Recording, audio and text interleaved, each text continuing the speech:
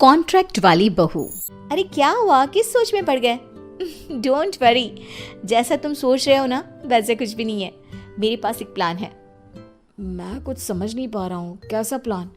मैं समझाती हूँ। हम ना एक कॉन्ट्रैक्ट मैरिज कर लेते हैं। फिलहाल मेरे पास जॉब नहीं है, तो तुम इस रूम का किराया दे देना जब तक तुम्हारी माँ यहाँ रहेंगी, सिर्फ तब तक।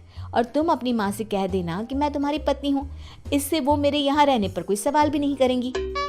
अरे बात तुम्हारी ठीक है, पर माँ से झूठ बोलना, ना पापा, मैं ये रिस्क नहीं ले सकता। कोई और आइडिया दो ना तुम।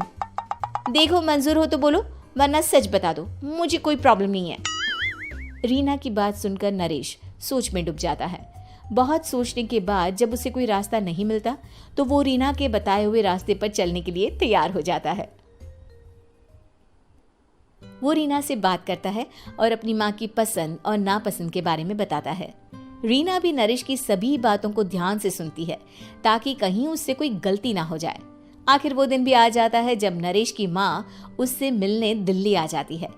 नरेश अपनी माँ को फ्लैट पर लेकर जाता है। जैसे ही नरेश की माँ फ्लैट के अंदर जाती है, रीना उसके पैर छू लेती है। ये देखकर नरेश की माँ थोड़ी घबरा जाती है और नरेश से पूछती है, अरे बेटा नरेश, ये कौन है? माँ, ये आपकी बहू रीना है। माफ़ी चाहता हूँ, सब कुछ इतनी जल्दी में हुआ कि आपको बता ही नहीं पाया, इसलिए सोचा कि क्यों ना आपको सरप्राइज दिया जाए। अरे बेटा, मैं तो बस तेरा घर बसा हुआ देखना चाहती थी। हाँ, बहुत अरमान थे अपनी इकलौते बेटी की शादी को लेकर, लेकिन कोई बात नहीं, शायद किस्मत को यही मंजूर होगा। ये कहते ही नरेश की माँ रीना को गले लगा लेती है।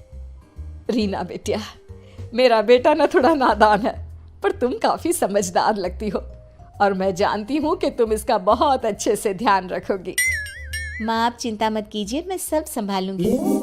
नरेश की माँ अपने बहू और बेटे के साथ खुशी खुशी रहने लगती है। दिन बीतने लगते हैं। नरेश की माँ और रीना का रिश्ता बहुत मजबूत होता चला जाता है। वो दोनों सारा दिन एक साथ रहती और खूब बातें करती। इधर साथ रहते रहते नरेश और रीना भी एक दूसरे से प्यार करने लगते हैं। दोनों को इस बात का एहसास हो जाता है, फिर भी वो इस बात को छुपा कर ही रखते हैं। एक दिन नरेश की माँ और रीना शादी के बारे में बात करने लगते हैं।